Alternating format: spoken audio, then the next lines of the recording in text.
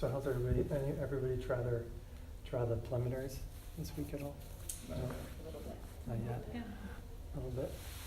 All right, we'll do them again, and then again, and then again.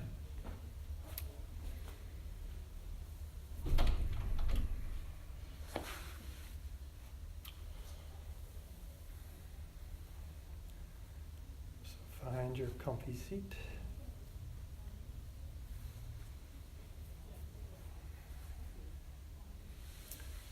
So with your hands, different positions for the hands you can experiment with, but I've noticed that the most comfortable for upper back and back, for as you sit longer, bringing the hands towards your torso more will help straighten you up through your spine.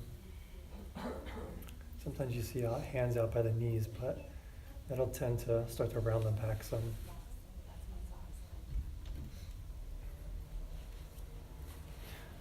So hands palm down on your thighs, or another traditional posture is hands on your lap, left palm down, right palm on top. So you can experiment with that too. Hi, Hal. Sorry, I wasn't sure what time you're coming. So left palm down, right palm on top on your lap. And they say if you're feeling a little agitated in the mind a little restless, then left palm down, right palm on top. If you're feeling tired or sleepy, you put your right palm down, left palm on top of that. And you can experiment, see if that changes anything for you.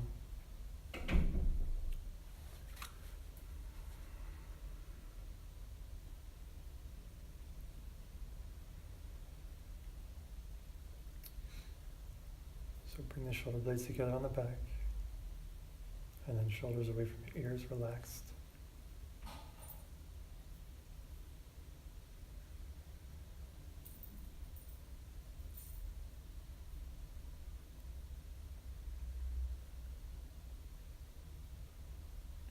And then each vertebrae stacked on top of the other.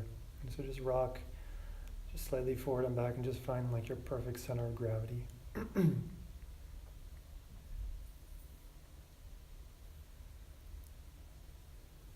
And chin slightly tucked, so head not leaning too far forward or too far back. So natural position should be chin slightly tucked.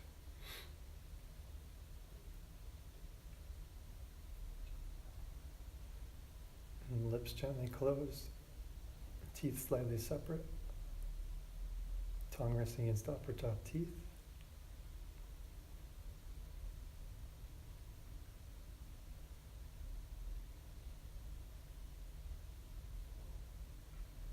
Eyes are gently closed.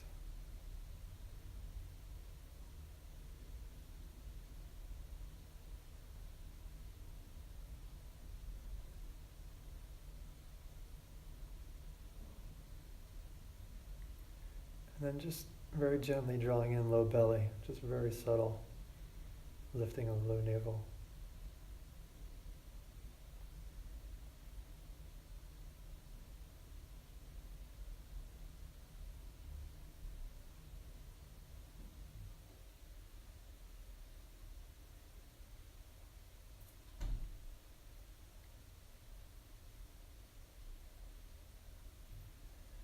And so just first part, stilling the body, sort of like a rock. So the mind can be kind of all over the place if it wants, but main focus is making the body still. So no fidgeting, no moving, no itching. So try to really commit to the posture.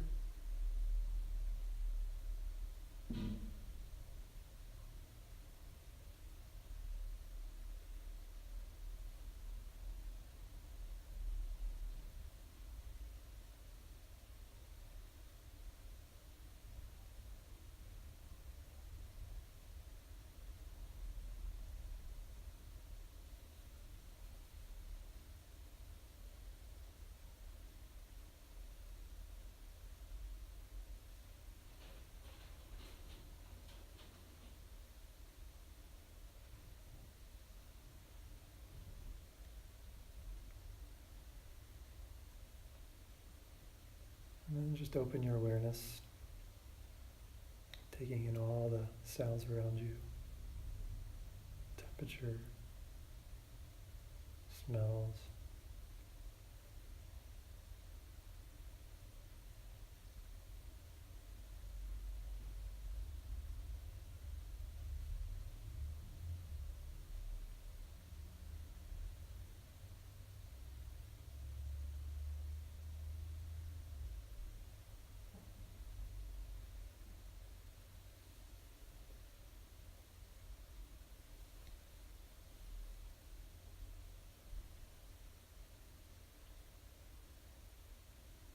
Now leave that in the background so it doesn't shut off. It's not like you're trying to shut off all the sounds around you. You're just kind of placing them in your peripheral awareness and you're just kind of in the background. So with them now in the background, bring your focus to your body on the ground or the chair. Feel your skin.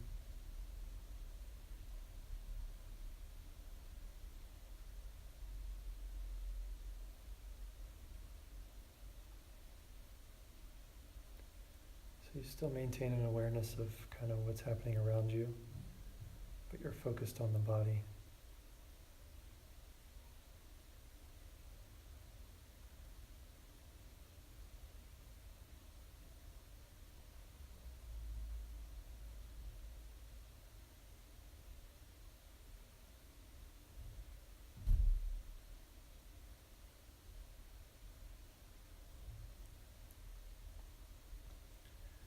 And place the body sensations in the background with all the sounds. And bring your focus to your breath now in the body, so the belly, the chest.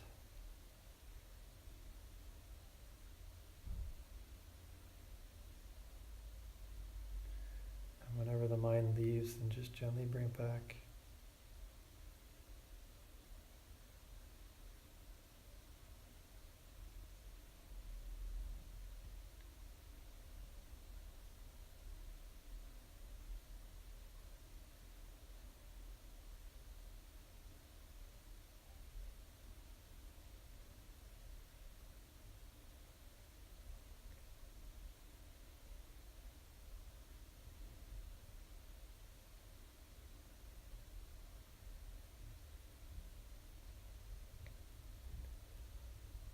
Now leave the breath in the chest and the belly in the background and bring your focus to the tip of the nose.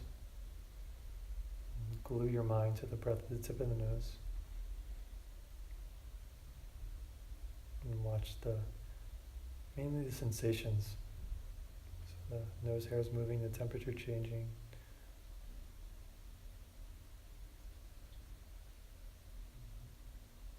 Try to get really interested.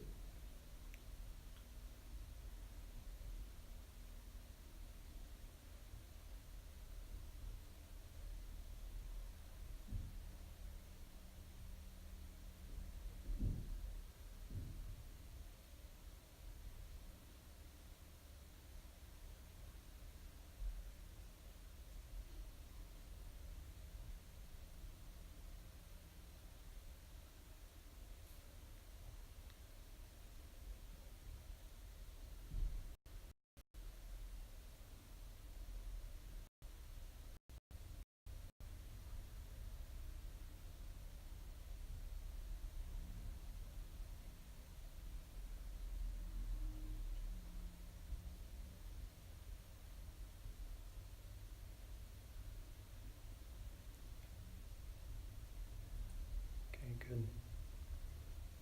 So if you need to shift subtly, shift. I'll go through the preliminaries.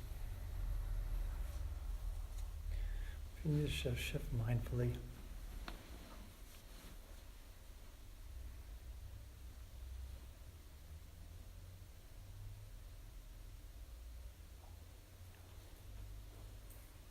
And just recheck in with your posture.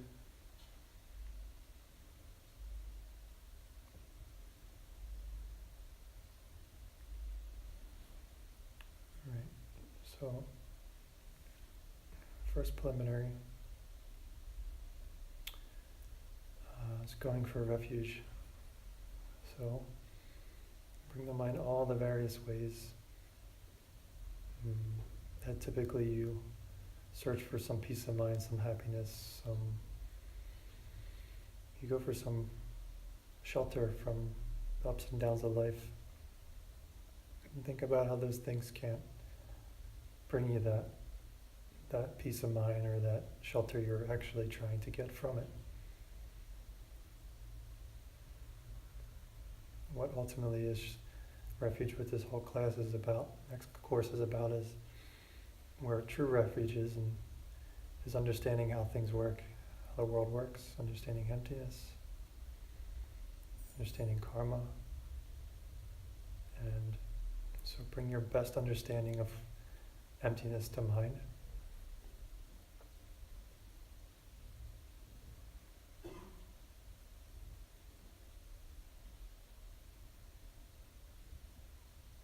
And decide to take refuge in that. That's true peace of mind, true happiness comes from understanding that.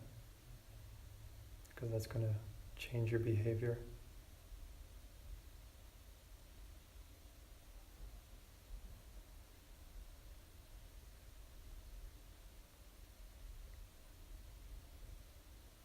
So nothing has any essence of its own from its own side.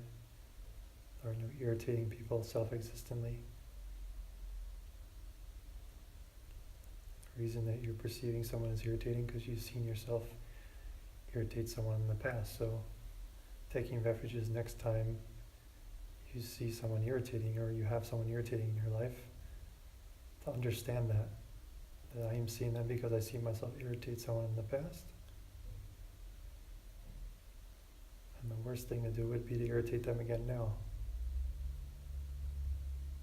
So you take refuge in your understanding of emptiness, that the best thing I can do is shut my mouth.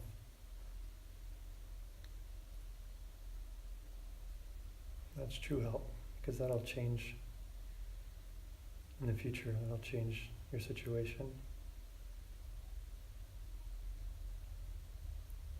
Not just for irritating people, but for all things.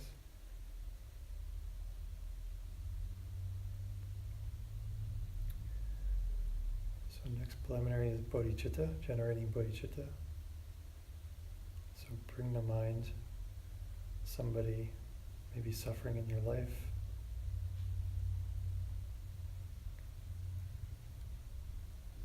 And just generate the wish to want to be able to help them truly stop their suffering.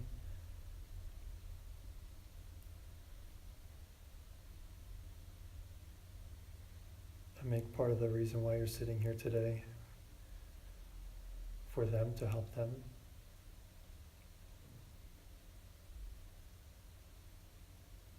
Maybe if it's not one person, it's a group of people. But it's the wish to want to help all beings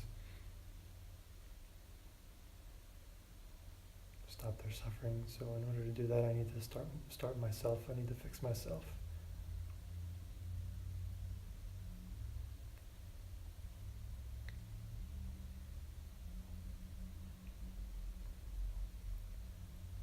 Okay, the next is bring to mind your version of an enlightened being or a teacher or somebody that's been a mentor for you.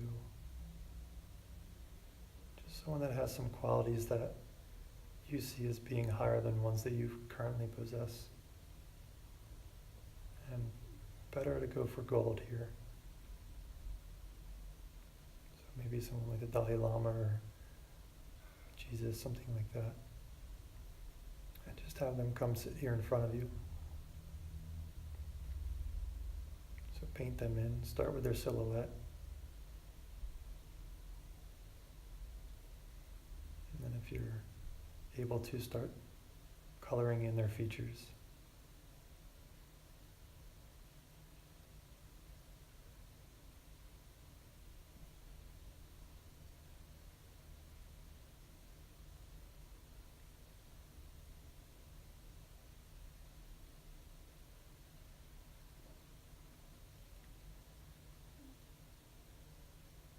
this preliminary is making prostration. So this just means recognizing the good qualities that you see in them and just bringing them to mind.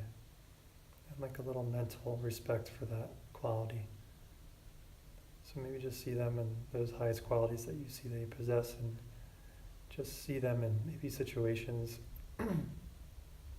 where they show you that quality.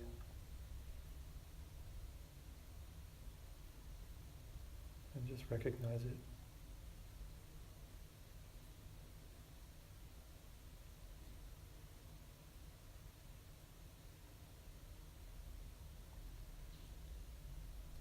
And make them offering, an offering or offerings. So this is the one where you can offer them some visualized, I mean it's a visualization, so you can do whatever you want here. So it could be like a sky full of flowers, something like that, or a perfect world, or a world without war, violence.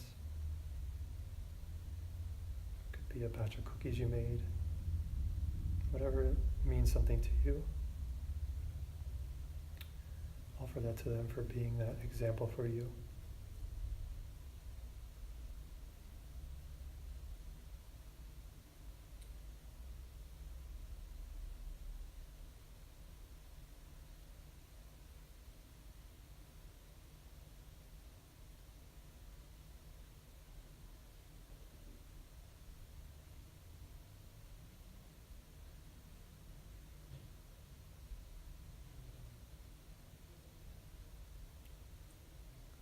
Next is purification. So bring to mind something unkind you did in the past 24 hours to someone else. Something you said, did, or thought. And just replay it. So first is recognizing it. Second is regret, developing some regret for it. So regret often comes with an understanding that that probably wasn't the best thing to do, because I put a mental imprint into my mind stream by seeing myself do that thing, and that's going to turn around and create a cause for me in the future. So regret in the sense that you just drank some poison. And this is the strongest power of purification, purifying negative deeds, is the regret part. And the regret that comes from regret is, of course, the willingness not to do it again. So make a plan not to do it again for a certain period of time. Something that you can commit to and do.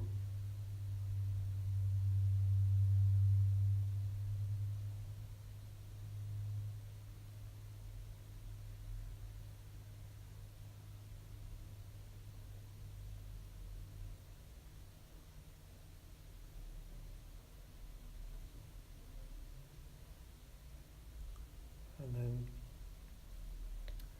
make a plan to do something to counter that negativity.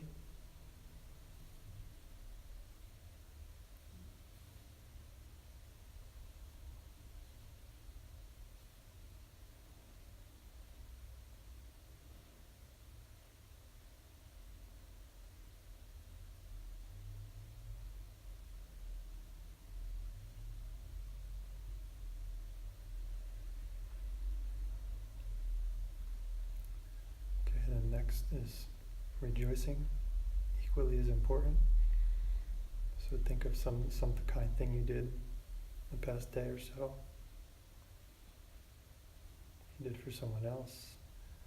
And just replay it, where you were, where they were, how they felt, how you felt. And just try to feel happy about it. Like, be proud in the good things that you're doing. Rejoice in them. Really powerful.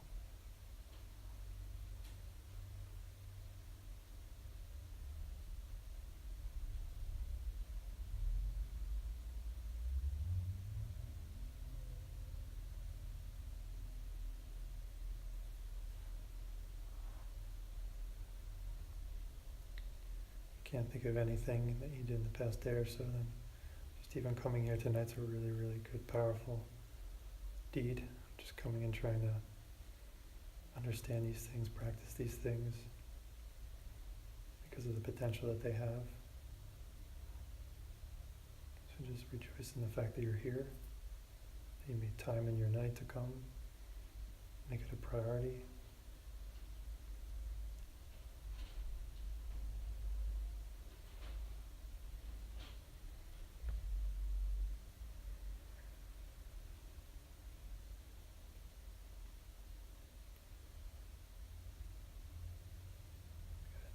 Okay, so again, if you need to shift, then shift.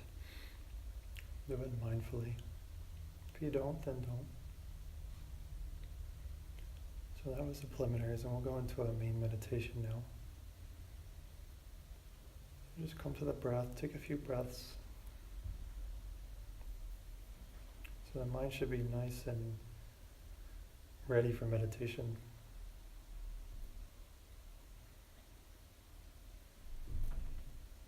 And part of the purpose of the preliminaries is to start to ripen.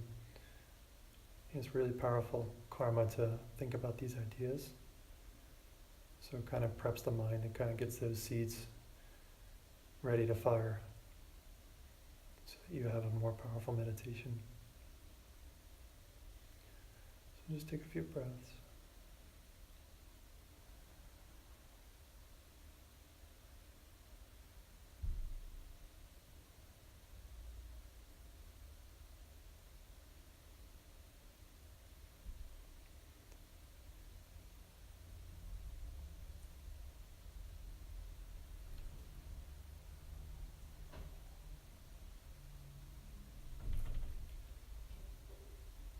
Okay. And so, bring to mind a particular problem that you have in your life right now.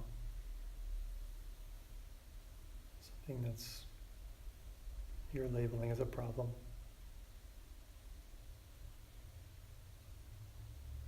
Whatever it is.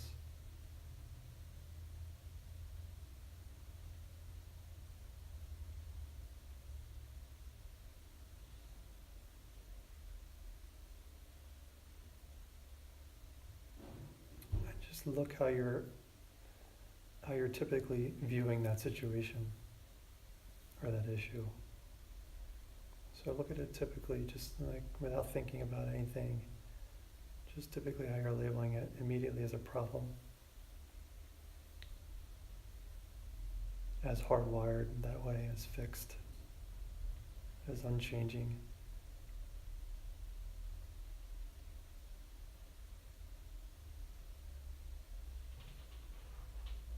Most of the time we suffer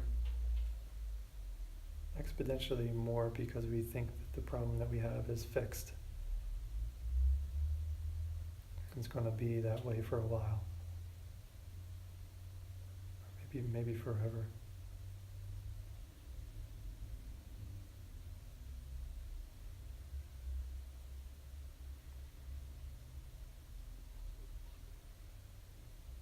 And so now think of it from the perspective of understanding of wisdom. Is the situation itself or the problem itself fixed in the sense where it's unchanging? Or is it a changing thing? Is it a changing process? If it's a mental state, is the mental state constantly evolving, changing? If it's a financial situation, isn't that constantly evolving, changing?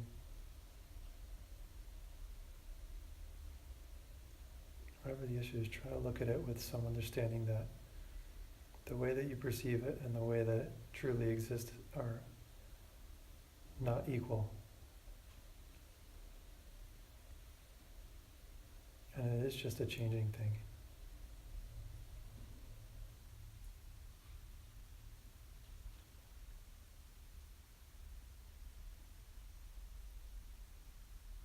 And what would it look like if it wasn't changing? If it was hardwired? It would always be the same. It'll always be the same level of intensity.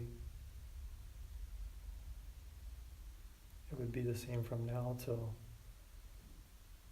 10 million years from now. It'd be the same exact thing. Same problem, same level of intensity.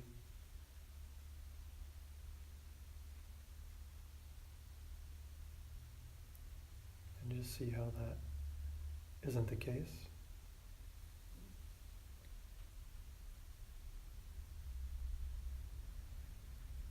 And then digging a little deeper is what's supplying the change?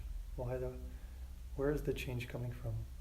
If it's just changing moment to moment to moment to moment, changing process, then that thing that I so seemingly think that is hardwired and fixed, it's just a picture, an idea in my mind that I'm labeling onto those shapes and colors, those parts.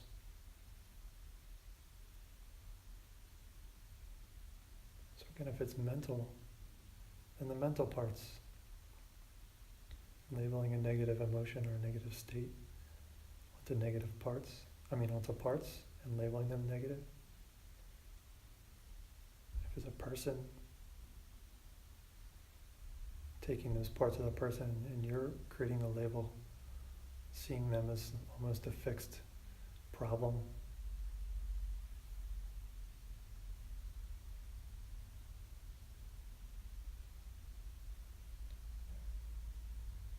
And so it's us that's changing. It's our minds. There's seeds in our minds that are ripening and projecting that out there onto those parts. So if I want to change the problem, first I have to realize it's not a problem from its own side. And it's not fixed.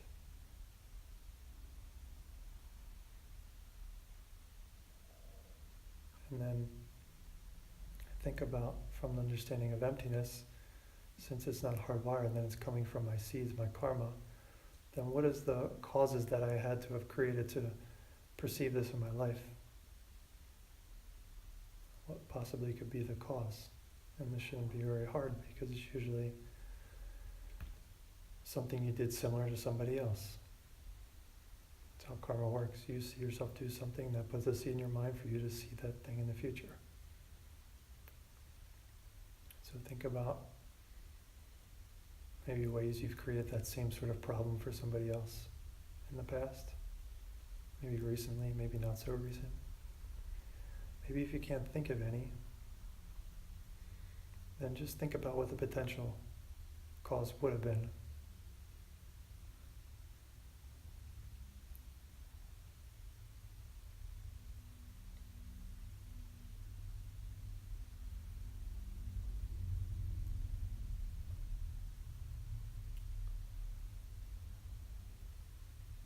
And then make a plan. So two, I'll just make a plan to help somebody else that doesn't want that same sort of thing. So if it's if it's some sort of mental state you're dealing with, or some physical thing in your life that you don't want, then think of somebody else that has that same problem. If it's an irritating person they're dealing with, then think of someone else that has someone that's irritating them. Maybe it's you. So make a plan to help somebody else and get that thing that you want. So it's going to be the opposite of what you're having now. So find somebody else that has the same problem or something similar, and make a plan. So a mental plan. Karma is always going to involve somebody else.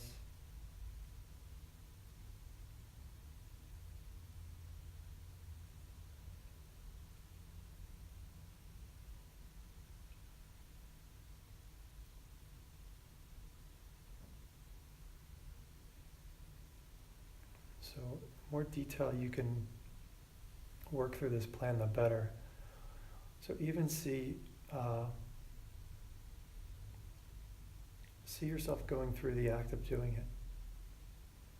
So helping that person with whatever it is they're struggling with that's similar to your problem. Maybe a group of people. If it's more peace of mind you want, less stress, etc., then trying to help somebody else feel more at peace.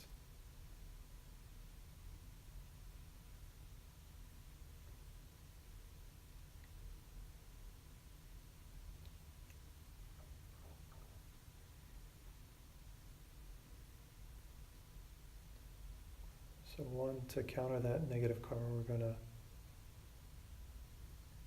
if you're experiencing obviously the problem that you're having, first realizing it's not fixed, it's not hardwired, and it's changeable. Figuring out what it is that created that problem. Stopping doing that same thing. So stopping any more of that same behavior that would recreate that problem for yourself as a crucial step. So maybe look in your life, think about where you could still be doing that thing, maybe not even knowing, to somebody else.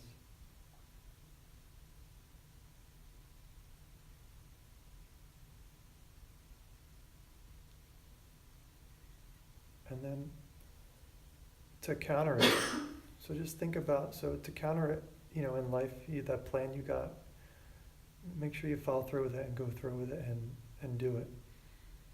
I'm just going to counter it. But in meditation, just think about things that you did that already would counter that type of behavior, that would already counter that negative seed, maybe in the past day, maybe in the past few weeks, past few months. Just think about the good things you're doing in that similar, like if it's someone's irritating the crap out of you, then think about all the times you're really kind to somebody. You tried to help somebody be more at peace. If it's a financial problem, think about all the times you were generous. And just replaying these things in the mind, replant seeds every time you bring them to mind. So we'll just stay here for like a minute and that'll be it. So just think of all the times you did something to somebody else to counter that type of thing.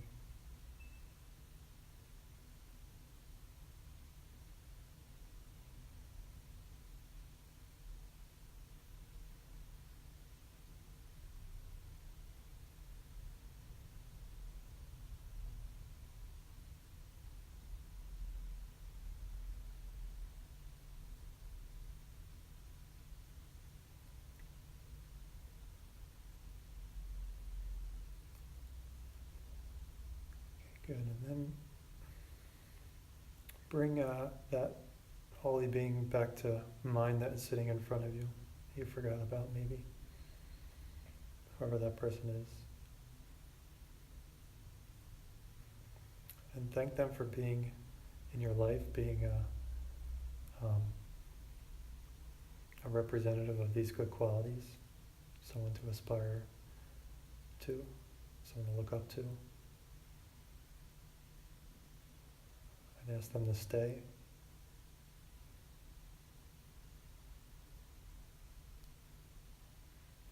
And then see them start to shrink down to the size of like a thumbnail. And they rise up, level with your head, and they turn to face the same way as you. And then have them come sit right on top of the head, right on the crown of the head. And then see them start to descend down through the crown of the head, down along the axis of the spine, and just feel them descending down to the level of the heart.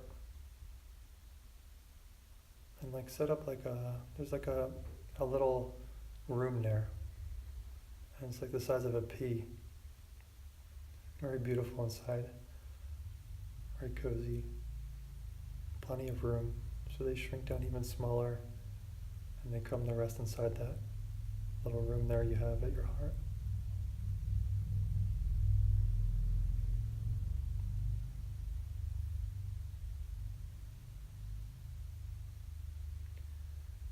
And then come out to the breath. Take 3 breaths.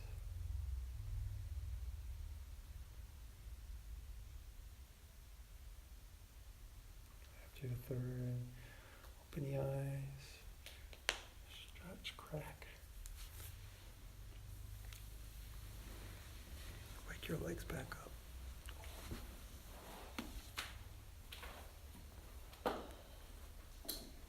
Right.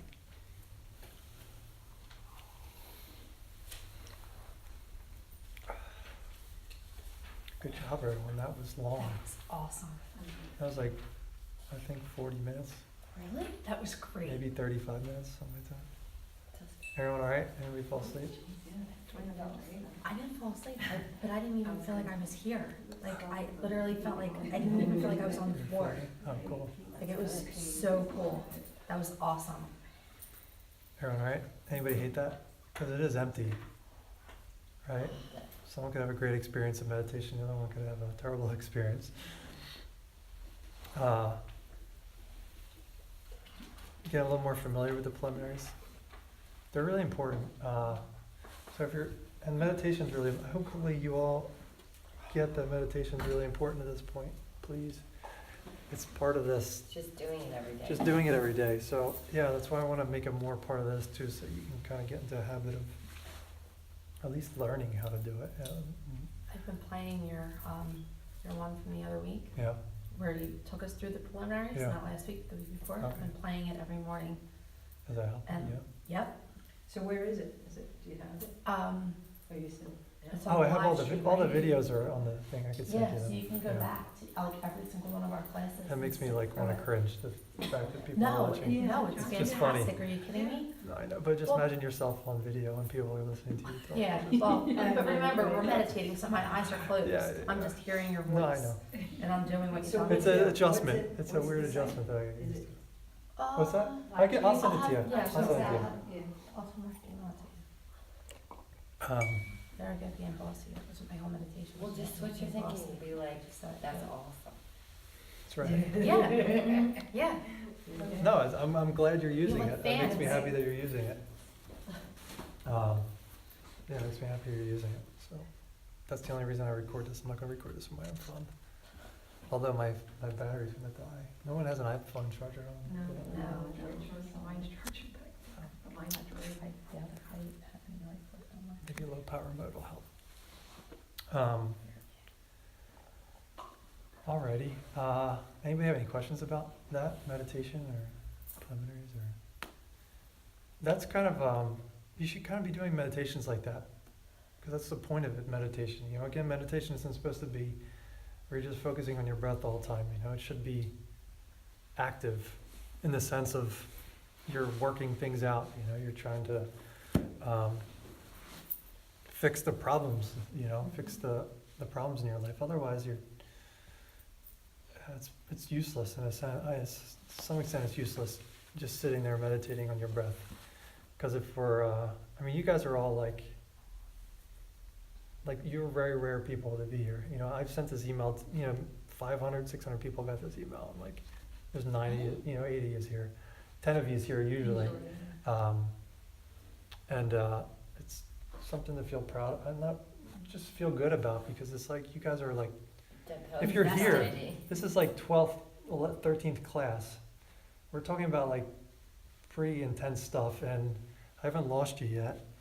And Just getting started. and yeah, well, yeah, but it's amazing that, because people, it's not like, I've been doing this for like 8 years, 9 years now, and I don't know many people around here at all. Like, literally, you here are like, as I gotta like travel to Doylestown to find a handful of people up there, you know what I mean? But it's like, it's very rare that you even have the aptitude to understand these things and to think that they're worth your time, and not you're just home watching Housewives or something. Vanderpump Rules, actually. But the fact that you're here means that you're very close to like getting this over with. If you get the idea of past lives, and you can wrap your head around that a little bit, and you've had infinite past lives, like you're now like just touching the target. Like they say an arrow shot from beginningless time. It's been going for a long, long time, and all of a sudden now this life is just like right there. That's how close you are. If you're meditating on these things, that's how close you are to like being done with it forever and helping all beings be done with it, which is cool. I don't know, it's cool if you ask me. And you maybe understand how that's possible by understanding the emptiness, right? Without that, it's just like, oh yeah, it sounds pretty great, thanks, right? I don't know. I could say that to you, and you could be just without understanding emptiness. It's all, to me, it's all just kind of, I don't, just easily forgotten and another hobby or something. But to understand that is possible, and that suffering is a fabrication in the mind, and that if I can just change, what's in here, then I can change literally the world around me. Then, like, how many people aren't thinking about these things, Or resisting it. Or resisting, yeah. I tried to explain to Yeah, my you tried, mom, and some yeah. things she just didn't like. She didn't want to hear it was her Mhm. fault. But like it was her doing. I don't like Yeah. that. Okay. Yeah, so Well, it wasn't anything you I learn- say about you learn this. too that Tell me to you- shut up. You learn too that you gotta, there's a thing in Buddhism where you're not supposed to proselytize, like you don't go knocking door to door saying, hey, let me teach you about emptiness or karma, But use skillful means is important. Like, think of skillful, if someone's resistant to it, then you definitely stop pushing it. I used to push it on like Lauren a lot, and she, it was bad in the beginning Yeah. because I was so excited and I had no one to talk to about it. My niece called me the other night, and she lives in the Bronx, right by Yankee Stadium. And usually when she calls, it's not a good thing, because she always texts, and she's 22, and she lives by herself in the co-op. She was hysterical. I said, okay, whatever it is, call the police. And she said, what? Because she was, I said, what's the matter? She said, there was a rat Oh. So I said, well, she wasn't scared about the rat. She was scared that they put poison down. And I said, okay, so what's the problem? And she has a dog and a cat. And she said, well, the rat's living too. I said, okay, well, what can we do now? It's 2:00 in the morning. And she said, well, I have a hammer and a chisel. I said, yeah, what are you gonna do? So she sends me a picture, and I guess they stuck it up where they put it. And she said, do you think I can unstuck it? I said, will that make you happier? She said, yes. I said, do that. So I hear, and then she sent me and I have it all pictures. And so the next day I said, how's Ratzilla? And she said, that's not nice. The rat has to live too. And I thought, she's adopted. She said, I said, you're right, the rat has to live too. So that was last That's good. Sunday. But Funny. was it? That was like her meltdown, like. Oh, yeah, I thought it's usually a And bad really meltdown. thinking it was good, yeah. And I thought, okay, you're right, the rat's living. It's good. She's Good. got good instincts. Even rats need to live. Even rats need to live. Yeah, on my way here, I had to drop my son off at his girlfriend's, and we have to go around the Ridley Lake, and there was I was calling it a goose, he kept calling it a geese. He said it was only one, but it was in the road, and the person in front of me beeped at it. And I was like, did you just beep at Beep the at goose? Like, give it a second and let it make its way to the sidewalk. Like, and my son thought it was crazy, but I'm like, they just need to calm down and let the goose go over to the sidewalk. Like, get out of your car. Like I was telling my son, I'm like, get out and try to move over. He thought it was crazy. Lauren got me a cuckoo clock for my birthday, and it does this like, right, it does that thing. But did anybody hear that during the whole meditation? I kept hearing it. I don't know if it was in my head. Literally, because I've heard it all day long because I work from home. Every hour.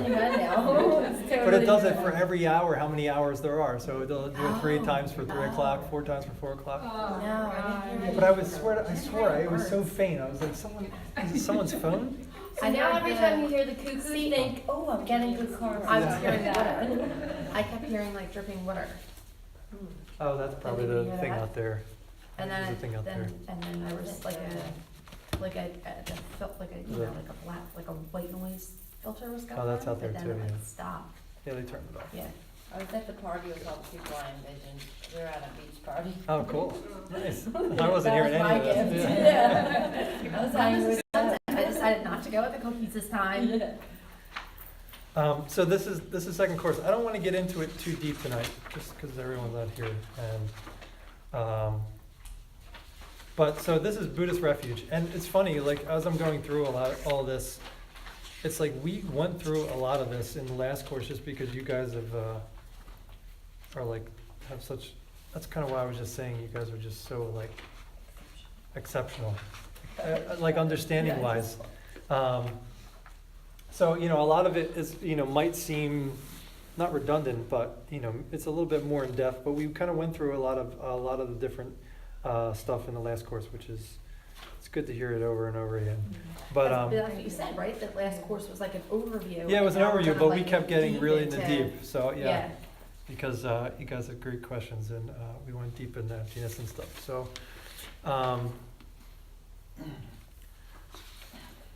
so basically, you know, everyone gets an idea of what refuge is now, right?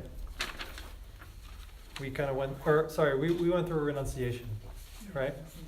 Renunciation, and then bodhicitta, right? And then wisdom. Yes. So refuge and renunciation kind of go hand in hand, and everyone's kind of got what refuge was from preliminaries a little bit, yeah? I was just assuming that you knew what refuge was when I went through that. Did anybody So not the feel familiar with the that? refuge was where we think we're going somewhere safe, but then we realize that even that safe place is not, Well, that it's evolving. well, that's what this and- whole course is about, is what refuge, was Buddhist refuge. So, yeah, I mean, in the preliminaries, refuge is one of the preliminaries, and that's, I mean, we're gonna get into it, but what we just went through is first realizing all the ways that we're taking refuge in things that can't help us, right? And like what the idea of refuge is. Like all through life, you know, we have refuges and, you know, countless things, you know, we go to feel a little bit happier, to feel a little bit more at peace, vacations, money, you know, all these different things we kind of talked about in last class too. Like medicines even, and psychiatrists, and all the things that we look to for some refuge, some shelter. And, you know, the fact that these things don't have the power in themselves to help us is the key to it. It's first realizing that, you know, all the ways that we've gone through our whole life to try to feel happy, to try to be, you know, to stop suffering, you know, and to put a point on it is, you know, they don't have the ability to help us, you know. Just 'Cause the eventually- short term. Yeah, Does I it mean, feel good? yeah, like I thought about my kids and I thought about them smiling and then I was like, oh, but they can also make me really angry Yeah. and they can, you know, Yeah, make yeah. me worry and, That's it. Yeah, they don't have Even the your power in kids and of can't- themselves to remove, Yeah. to help you, you know, Yeah. like, yeah, okay, that so was like, like huge. you go to the doctor and you know, you take, you're going because you have a pain or something, so they give you some pain medicine, right? And you take the pain medicine and it makes your pain go away. You know, did the pain going away come from the medicine? You know, that's the thing. So we identify, we think that, okay, the pain relief comes from the medicine, right? That's kind of what we label that thing as like something a pain relief medicine. That's what we call it, right? But if it had the power in and of itself to remove your pain, then it would have to, one, always work, two, work for everybody. If it was in the thing, you know, if it was in that Advil, for example, Right, if all the the cure time. was in the Advil, it would have to work for everyone and all the time. You know, you wouldn't have to take two, you wouldn't have to take three of them. You wouldn't have to. You would just take one, and it would. Right. You'd be, and you wouldn't have to wait either, right? Like you would have to think like, if the cure was in there, we say, okay, I got to take this thing, and then I got to wait, you know, and then it might not work. You know, we have this idea that it could work and it might not. But chances are, you know, you buy a bottle of Advil, and you know that back in your mind, you know only maybe half of them will work usually. But we don't go back to the store and return the empty bottle and say, hey, only half of these worked, I want my money back, you know? We accept that some part of us has learned to accept this kind of quality of life that is kind of shit, and it's Like kind of, right? disappointment. Like we're just so used to things not working that we accept it that, okay, it might not work. And we don't know any other way, so then we don't even think about it at a certain point. So we know that, you know, if chemotherapy was the cure of cancer, then everybody that took chemotherapy would be cured from cancer, right? So it's not, basically the thing is, it's not in the objects, it's not in the external things. If you have the karma and you take chemotherapy, it'll cure your cancer. If you have the karma and you take the Advil, it'll make your headache go away. But the ingredient, the active ingredient, you know, they say active ingredient on the pills or whatever, you know, that the true active ingredient is your karma, you know, whether or not you've helped somebody else with pain. And then when you give that to somebody else, whether or not you see your pain go away, is going to come from whether or not you've seen yourself help somebody else with a pain, or you've harmed other people, or taken care of other people. That's the missing ingredient when something is working or not. So like, for example, let's say you have something like cancer or something, okay, options are chemotherapy or radiation, or holistic route. We have always these struggles, you see with people, and I've experienced firsthand with some people. And you try one and it works for a little bit and then it stops working. Chemotherapy, they go through close friend of mine who just passed one through 20 rounds of chemotherapy, something like 20 rounds for a few years. Crazy. And every time he would take it, in the beginning he took it and it would work for a little bit and then it would stop working. And he started taking it and then eventually that kind of chemotherapy stopped working for him, and they said, oh, we gotta try a different kind of mixture or something. And then they said, oh, well, the chemo's not working anymore, we gotta try radiation. And then, oh, that's not working anymore, we gotta try this experimental thing. If those chemotherapy had the power in and of itself to bring your cure, it would have to work, That's what it would mean. It would be a medicine, it would be, does that make sense? Mm-hmm. Yeah, I mean, I don't know if that sounds redundant, I'm hitting over the head, but, so it's, yes, you still need to take the chemotherapy if you have cancer, for example, but understand that whether or not it works for you is going to be based on your karma, If you had better karma, you wouldn't have to take chemotherapy and your cancer would go away, right? Some people don't take chemotherapy and their cancer goes away. Some people take chemotherapy and their cancer doesn't go away, right? Some people don't take Advil and their headache goes away. Some people take Advil and their headache doesn't go away, it gets worse, So it's not in the external stuff. So ideally, if you perfect your karma, you wouldn't even get a headache in the first place is the idea, right? But it's a negative karma, the fact that you're having a headache, and then you have the next step is, okay, well, what resources do I have available that I can see if these conditions will bring about a result for myself? But they're just the conditions, they're not the causes. So we all too identify these things as being the causes of a result, and they're not the causes. They're just the conditions. So it's more like when we get a headache, think about how, The best thing you do is think about helping somebody else when you have a headache. and while we gave somebody a headache in the Yeah. past, and But- that's why we have a But headache now. understand at the same time that that karma is ripening right now, and you can't change the present in the Right. present. So So you just have to. So plant causes for the future. So when you have a pain or you have some sort of mental ailment or some sort of physical disaster maybe that happens in your life, the best thing to do is start to immediately take refuge. Refuge in the sense of, who can I help? Who is a problem right now? That's the best. Because otherwise you're just kind of looking to see what's in the lottery bucket, which ball's gonna come up.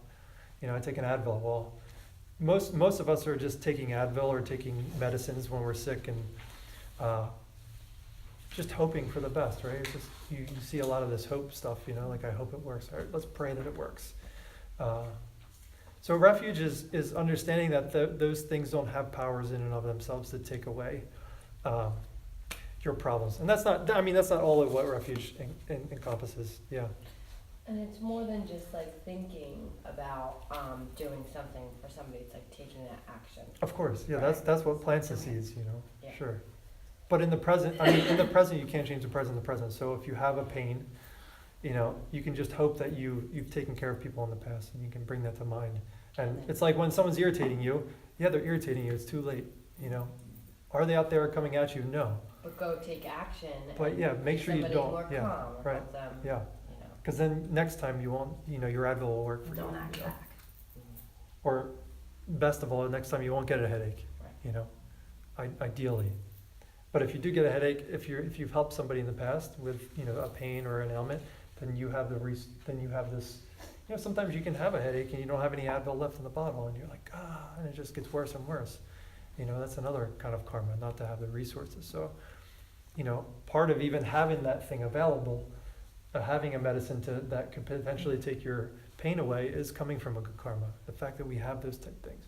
100 years ago, people were dying from common colds and stuff, right? It's simple things that today we just take for granted. But that's that's a sign of our karma changing collectively. As a society, our ethics have gotten better, and now we have medicines that can take away simple things that we would died from 100 years ago or something like that. The whole beginning of this was the intro, and we kind of you were all here for the last one, so we don't really need to go through that at all. But refuge, crap. Come on. So the basic idea of refuge is going for protection, and what's gonna provide real protection for us, and two, getting familiar, getting real with the realities of this life, right? Like that, at the best case scenario is that you coast through life, and at the end, you have a somewhat peaceful death, but at the end, it's still death, right? It's the third type of suffering. It's the all-pervasive suffering that everybody alive in this realm, that we have this kind of suffering in the back of our minds, and just part of being alive is that we have to die, and that's not, no one likes that idea at all, I don't think. Two is that, where we go after here, according to Buddhism, is the chances of getting another life like this are slim to none. They say like 99.999% of people will go to a hell realm in the next life, because if you understand karma, and you're not doing anything to create causes for another life like this, the karma that you had to create to be a life like this, to even be sitting here talking about these things, meditating and thinking about these things on a daily basis, is like exceptional. Like, you had to be like a Mother Teresa in a past life to have the, just That's so be able crazy to. you said that. That was who I in front Yeah. of me today. Yeah, that's crazy. Empty or So the karma, just to even be in a life like this is extraordinary. So how much karma are you creating to recreate another life like this if things are coming from karma, Most of us are just watching TV and eating and getting, like it's just, you see most people just doing that run-of-the-mill thing. And, there's some people that don't like to be around anybody at all, and they just, so you just think, like, once these seeds wear out, it's only down to go, unfortunately. So, you should have that's part of this is like, the next part is like, what does it mean to take refuge? And part B is taking refuge out of fear.